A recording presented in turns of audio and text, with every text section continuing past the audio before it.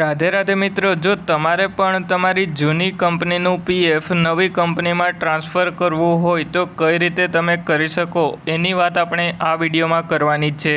તો એના માટે સૌથી પહેલાં તો તમારે તમારા મોબાઈલમાં કોઈ પણ એક બ્રાઉઝર ઓપન કરી અને એમાં EPFO કરીને સર્ચ કરી લેવાનું। એટલે પહેલી જે પણ ઓફિશિયલ વેબસાઇટ આવે એની ઉપર ક્લિક કરી લેવાનું અને પછી online claims member account transfer ઉપર એક વખત ક્લિક કરી લેવાનું।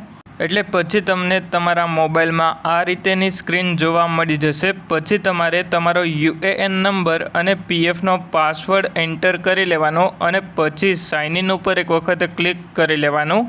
એટલે હવે હું 12 આંકડાનો UAN નંબર એન્ટર કરી લઉં અને પછી નીચેની તરફમાં PFનો પાસવર્ડ એન્ટર કરી અને સાઇન ઇન ઉપર એક વખત ક્લિક કરી લઉં।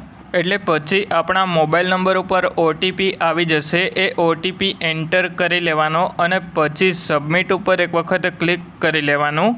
એટલે જેવા આપણે સબમિટ ઉપર ક્લિક કરીએ એના પછી કંઈક આ રીતેની સ્ક્રીન મોબાઈલમાં જોવા મળી જશે। હવે તમારે જમણી સાઈડમાં 3 લાઈન ઉપર એક વખત ક્લિક કરી લેવાનું થશે। એટલે હવે હું જમણી સાઈડમાં ઉપરની તરફમાં આ 3 લાઈન ઉપર એક વખત ક્લિક કરી લઉં અને પછી મેનેજ ઉપર ક્લિક કરી અને KYC ઉપર ક્લિક કરી અને તમે PF એકાઉન્ટમાં બેંકની KYC પણ કરી શકો। પણ આપણે PFના રૂપિયા ટ્રાન્સફર કરવા માટે ઓનલાઈન સર્વિસીસમાં 1 મેમ્બરવાળો ઓપ્શન જોવા મળી જશે। એની ઉપર એક વખત ક્લિક કરી લેવાનું। એટલે પછી કંઈક આ રીતેની સ્ક્રીન તમારા મોબાઈલમાં તમને જોવા મળી જશે। હવે નીચેની તરફમાં આવી જવાનું અને ત્યાં તમારે તમારો UAN નંબર એન્ટર કરી અને ગેટ ડિટેલ્સ ઉપર એક વખત ક્લિક કરી લેવાનું। એટલે પછી નીચેની તરફમાં સિલેક્ટ એસ્ટાબ્લિશમેન્ટ ઉપર એક વખત ક્લિક કરી અને જે પણ કંપનીનું PF ટ્રાન્સફર કરવું હોય એ કંપની સિલેક્ટ કરી લેવાની। એટલા માટે હવે હું એક પછી એક બધી જ કંપની સિલેક્ટ કરી લઉં। એટલે જેટલી પણ જૂની કંપનીનું PF ટ્રાન્સફર કરવું હોય એ બધી કંપની સિલેક્ટ કરી લેવાની। અને જો તમે કોઈ પણ ટ્રાન્સફર ક્લેમ ઓલરેડી સબમિટ કરેલી હશે તો કંઈક આ રીતે તમને જોવા મળી જશે। એટલે એમાં સિમ્પલી ઓકે ઉપર ક્લિક કરી લેવાનું અને પછી આ બોક્સ ઉપર એક વખત ક્લિક કરી લેવાનું। એટલે બધા જ મેમ્બર ID સિલેક્ટ થઈ જશે।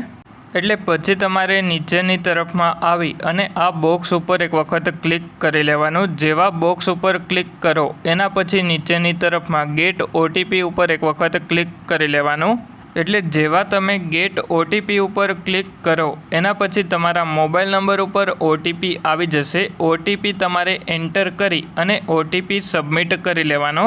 એટલે પછી તમારા PFના રૂપિયા ટ્રાન્સફર કરવા માટેની રિક્વેસ્ટ ઓનલાઈન પોર્ટલ ઉપર સબમિટ થઈ જશે અને પછી 20 દિવસની અંદર તમારી રિક્વેસ્ટ અપ્રૂવ થઈ જશે। અને PFના રૂપિયા ટ્રાન્સફર કરવામાં નિયમમાં ફેરફાર કરવામાં આવ્યો છે। પહેલાં એવું હતું કે પહેલાં તમારી કંપની અપ્રુવલ આવે એના પછી જ ફિલ્ડ ઓફિસમાંથી અપ્રુવલ આવતું।